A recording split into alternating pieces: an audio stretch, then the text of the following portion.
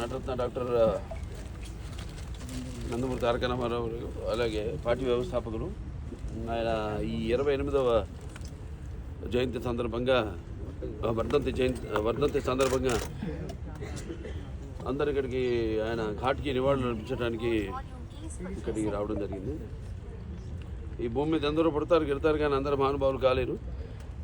ఒక మనిషి మహోన్నత విద్యాపథంలోకి నడవాలంటే అత్యున్నత శిఖరాలకు నడవాలంటే సత్సంకల్పం కావాలి, అగుండి దీక్ష పొనాలి, నీ దారిలో నువ్వు నడవాలి.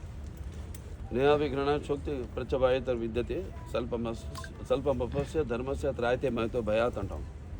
కొందరు పుడతారు ఒక పరమార్థం కోసం, ఏదో సమాజాన్ని ఉద్ధరించడం కోసం, అంటే వాళ్ళకి చావు పుట్టుకలతో సంబంధం ఉండదు. సో ఎన్టీఆర్ అంటే ఒక నటుడికి నిర్వచనం. ఎన్టీఆర్ అంటే నవరసాలకు ఒక అలంకారం. ఎన్టీఆర్ అంటే ఆయన నటన ఒక విశ్వవిద్యాలయం. ఎన్టీఆర్ అంటే ఒక నాన్న ఆయనే. అలాగే జనం యొక్క భవిష్యత్తు చూపించిన నాన్న ఆయనే. అలాగే ఆయనకు తోడుగా ఉన్న ఆడపడుచులందరూ కూడా ఆర్థిక స్వాతంత్రాన్ని ఇచ్చిన ఒక అన్న కూడా అయ్యాడు ఆయన.